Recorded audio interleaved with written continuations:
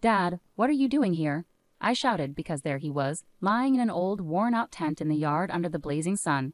It reminded me of the tents from my childhood. "Ah, don't worry about it. It's the usual thing," Dad replied weakly, leaving me speechless. Since he hurt his leg, he's been living with my brother and his wife. Whenever I called, my brother said Dad was fine, and his wife would laugh and say she was taking good care of him. They told me I couldn't talk to Dad because he wasn't good with technology and had made new friends at the hospital, so he was enjoying life. But seeing Dad lying there looking so weak, I realized my brother and his wife were lying. Dad slowly raised his hand and pointed toward a direction. I saw my home. I'm single and my parents' house is in the city, but I moved to the countryside to work at a resort hotel, chasing my dream. My parents had a car accident 2 years ago. Only Mom died, but Dad injured his leg and got really depressed after losing her. They were always together and known as a loving couple in the neighborhood. Dad liked staying home, but he would travel because Mom loved it. On the way back from one of their trips, they had the accident, and only Dad survived.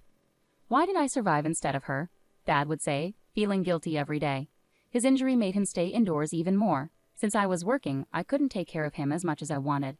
Seeing him so sad made me feel terrible, but luckily I have a brother who is 7 years older than me. My brother Anthony and his wife, Mia, live close to our parents' home and would check on us sometimes. "Dad's gotten a lot weaker, hasn't he?" I said. They were a loving couple after all. "It's understandable. We live nearby, so Emma, don't worry and focus on your work," Anthony replied. "Thank you," I said, feeling grateful. Lately, I've been affected by the recession and my income has dropped a lot. I need to start saving soon. "How about you, Emma?" Anthony asked with a sigh. "I'm actually doing pretty well. Thanks to tourists coming back, I've been really busy lately. Unlike my brother, the overtime pay has helped a lot, so I haven't been struggling financially. In fact, I've had a raise and think I'm earning more than most of my peers. However, not having private time has been tough." This was the first time my brother had talked about his financial situation. He said they've had to cut back on food expenses and are barely getting by each day. He hasn't bought clothes in over a year, and they haven't gone on any trips either. They wanted children, but with their current situation, it's not possible. I was worried they were really struggling. Then, during a conversation at his house, Anthony mentioned, "Dad's leg has gotten much worse, and he needs more support. We're thinking about living together so we can take care of him." Mia added, "We were thinking it would save us money, and we could take care of Dad at the same time." "I appreciate it. Let me know if there's anything I can do to help," I said gratefully. "Thank you, Emma. Good luck with your work," Maya replied warmly. So to save money and look after Dad, my brother and his wife decided to move in with him. Dad and my brother didn't have the best relationship to start with. When Anthony was a student, he used to come home late, and Dad would often scold him. Over time, they drifted apart, and after Anthony finished college, he rarely visited. I hadn't seen them talk much since Anthony became an adult, so it was surprising that he was now positive about living with Dad. It seemed clear they were facing financial difficulties. The idea of saving on rent and living costs made sense, especially since I, living alone, understood the appeal. But I couldn't help feeling anxious about whether they would truly take good care of Dad, especially since I couldn't visit home often due to work. I regularly called Anthony instead. "Hey Anthony, how's Dad doing?" He's been smiling more these days. "I feel bad leaving all the caregiving to you. It must be tough." It's been 3 months now, and we've adjusted to living together. At first, I was worried, but it seemed my brother and his wife were committed to taking care of Dad, so I could focus on my work without worries. Several years passed, and after summer vacation ended, I decided to visit my hometown for the first time in a while. I called Anthony beforehand to let them know I was coming. "Hey Anthony, it's been a while." "Oh, it has been. How are you? Think you'll be able to come home this year?" Anthony asked cheerfully. "Yeah, things have settled down at work, so I'm planning to come home for a few days," I replied. "That's great to hear. Travel safely," he said. "Thanks. Please let Dad and Mia know I'm coming," I said before hanging up. I tried calling Dad too, but couldn't reach him. I let Anthony know and finally headed home for the first time in years. It was the longest I had been away since Mom passed away. I used to worry about Dad and tried to visit during holidays, but I hadn't been able to in a long time. Knowing Anthony and Mia were there gave me some comfort. The city home felt much hotter than where I lived. As I arrived, sweating from the heat, I noticed an unfamiliar old tent in the front yard. Was there really a tent? I wondered aloud, puzzled by its presence. Curious yet apprehensive, I approached it and sensed someone inside. Hurriedly, I made my way in the family home. "I'm back," I announced. "Welcome back, Emma. You look pale." "What's wrong?" Mia exclaimed, noticing my expression. "I think there's someone in the tent," I blurted out hastily to Mia, who had just welcomed me home. Her response caught me off guard. "Oh, that's Dad. Maya replied calmly. What? Dad is in that tent on such a hot day, I exclaimed, rushing to check inside. There I found Dad lying down, looking like he had collapsed. Mia, I'm calling an ambulance. Dad seems exhausted, I said urgently. No need to call an ambulance, Mia insisted firmly. It's Dad's choice to live in the garden. There's nothing to worry about, she added, sounding resolute. Dad looked fatigued on such a hot day, yet he wants to live in the garden. The man who preferred being indoors even when Mom was healthy. Dad always said the best place in summer was a cool room and a warm one in winter. It didn't make sense for him to want to be outside in this heat. Something felt wrong. An uneasy feeling crept over me. I hurried to the tent where Dad was and spoke to him directly. Dad, what happened? Are you okay? I asked with concern. Emma, it's nothing. Just the usual. I'm fine, Dad replied weakly. Do you stay out here in this heat every day? Why don't you come inside? When I pressed him, Dad pointed slowly towards the main house. That used to be my room. Since I moved in with Anthony and Mia, I've been staying in a closet, Dad revealed, shocking me. In a closet? I thought they were taking good care of you, I said, feeling bewildered and concerned. Not once have they taken care of me properly. Their decision to live together was solely for their own savings, Dad revealed bitterly. I've told them countless times how much I hate staying in the closet because of my leg, Dad continued. Their response was to tell me if I didn't like it, I should live outside. That's why they'd left me out here in the garden with this old tent during this sweltering heat. Dad's words were a painful narrative I wished I could block out. It was now clear that there was discord between my brother and Dad. I blamed myself for trusting Anthony. Mia, too, was not the nurturing type I had hoped for. I recalled how Anthony used to complain about her frequent nights out drinking until the early hours. This couple, who boasted about dining out every single day and never cooking at home, were clearly ill-suited to taking care of Dad.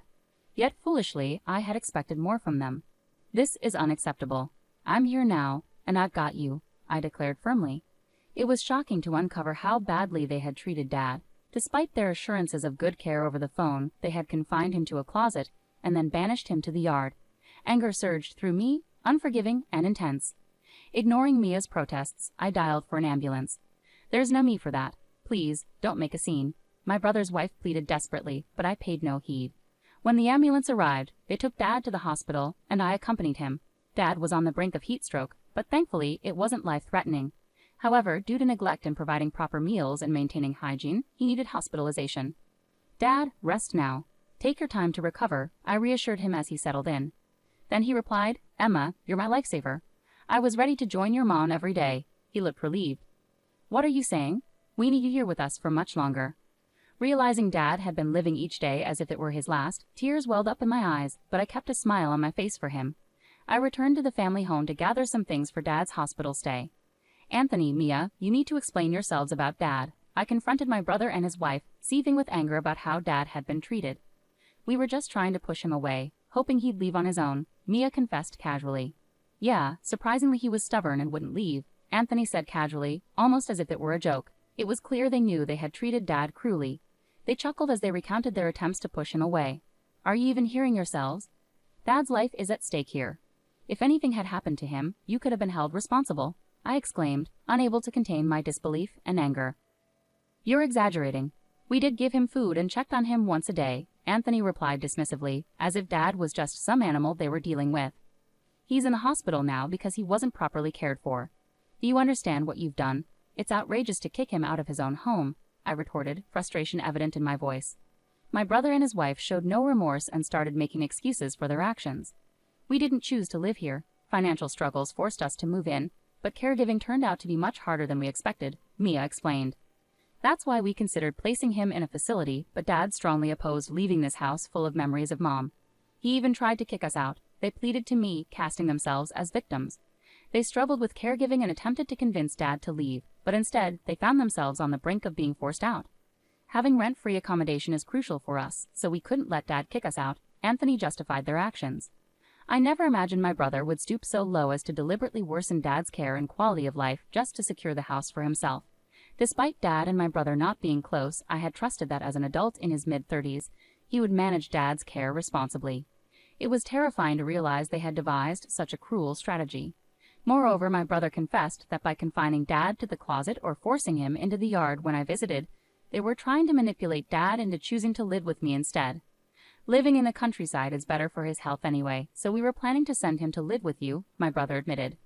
We thought he'd leave on his own before you got here, but he held on. Mia chuckled, as if reminiscing about a challenging game. Now that you're back, Dad will probably say he wants to live with you. Anthony laughed, casually dropping this bombshell.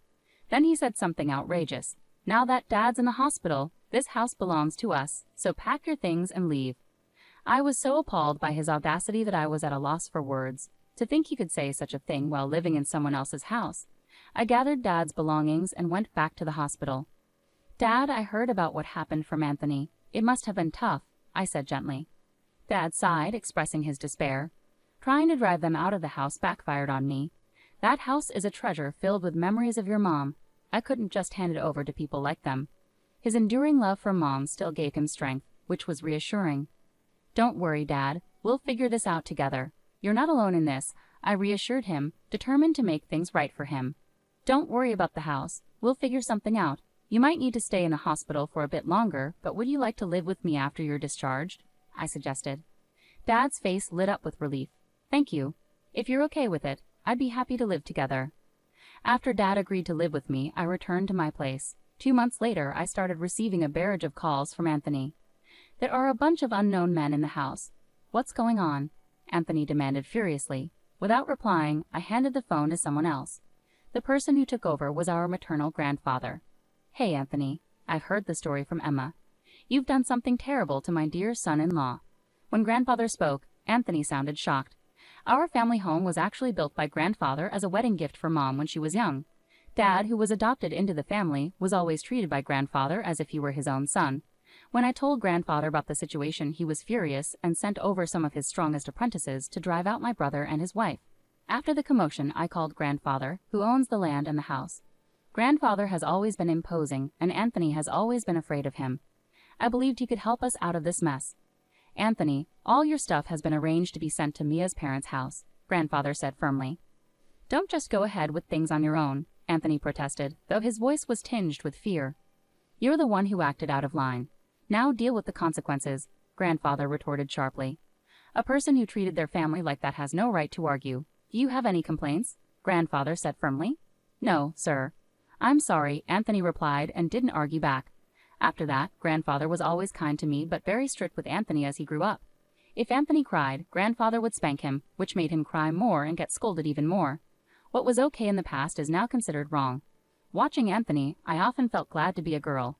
Even though Anthony would rebel against Dad, he never dared to go against Grandfather. This time, too, he tried to resist a little, but Grandfather quickly took control, showing that my brother couldn't match him. Anthony and Mia's belongings were sent to Mia's parents' house as Grandfather had arranged. When they arrived, it was clear they hadn't been there in a long time. Hey, Dad, I think our stuff has arrived, so we came to pick it up, Mia said. Mia's dad came out from the back room. I've heard everything from Anthony's sister. You two are going to live with us from now on. It's okay, we'll live at my family home, Mia replied. Don't even think about coming back after treating your father like that. I'll fix your bad attitude, Mia's dad said angrily. I had heard that Mia's dad was very strict. After explaining everything to him, Anthony and Mia had no choice but to live under his strict rules. Mia learned to cook from scratch and had to prepare meals for the family every day. Anthony got permission for a side job and helped Mia's dad with his work on weekends. After Dad was discharged from the hospital, Grandfather told him the house needed repairs because of some damage. Determined to fix the house filled with memories of Mom, Dad committed himself to rehabilitation and recovered impressively. You did great with the rehab. The doctors were even surprised by how quickly you recovered, I said. Of course, it's the house filled with memories of your mom, so I need to put my all into fixing it. Dad replied with a brightness in his voice like in the old days. It seemed his love for Mom helped Dad recover. With Grandfather's instructions and the help of his apprentices, we gradually repaired the house. While fixing the house, Dad seemed to regain the sparkle he had when Mom was alive. You seem really lively, I said. Working on the house brings back a lot of memories, and it feels like I'm talking to your mom. I felt like she had gone far away, but maybe she's been nearby all along, watching over me. Hearing Dad talk like that almost brought tears to my eyes. Despite the horrible treatment from my brother and his wife, maybe Mom really was protecting him. Eventually, the house repairs were completed. When the repairs were done, Dad decided to let go of the house. Dad, are you sure? I felt like Mom said it's okay not to cling to this house anymore. Plus, now that it's so beautifully done, I really want someone to live in it, he spoke calmly. I see. I think she would be happy too. Thanks to the renovations Dad and the team made, a buyer was quickly found. Because of all this, Dad and grandfather decided to move into nursing homes. I've started visiting more often. Dad, how are you? I'm having a great time every day. Made a lot of friends too. It's all thanks to you, Emma. Really, thank you, Dad said with a smile. Dad seemed to be enjoying his days with the other residents, making the time I spent with him even more precious. I've been living more peacefully every day. As for Anthony and Mia, we've gotten used to Dad's discipline, and it's quite comfortable this way, Mia said. Yeah, he's not strict all the time, and the house is big. It's great, Anthony added, seeming to enjoy their lifestyle too. Being relieved from caregiving, we're actually lucky, Mia said happily. Thanks to this, we're living a good life despite our low income. I feel so grateful. My brother and his wife had adjusted to living at Mia's parents' house and were happy to be free from caregiving responsibilities, showing no signs of regret. But then Mia's dad, furious at their lack of remorse, kicked them out. There's no remorse from you, so you might as well leave, Mia's dad said quietly yet angrily. Pack your things and leave immediately. He expelled them without allowing any discussion. Accustomed to living at home without saving money, they found themselves homeless and desperate. Until they could afford the initial costs for a new place, they lived in an old tent in the park during winter. It's freezing. We're in this situation because your income is so low, Mia blamed Anthony. The tent is from home, but I bought you a new sleeping bag, so stop complaining. I've been working 7 days a week without a break, Anthony retorted irritably. With the money from his side job already spent, they had nothing left. How about we contact Emma and ask if we can live with her in the countryside? Anthony suggested without much concern. Soon after, Anthony called to inform me they had been kicked out of Mia's parents' house and were now sleeping in a cold park. My brother, who had previously made fun of my rural lifestyle, was now pleading to live with me. Knowing how badly he treated our father, I couldn't bring myself to help him, so I refused. I decided to block all future communications to avoid any further trouble. I can only hope they realize that their actions have consequences.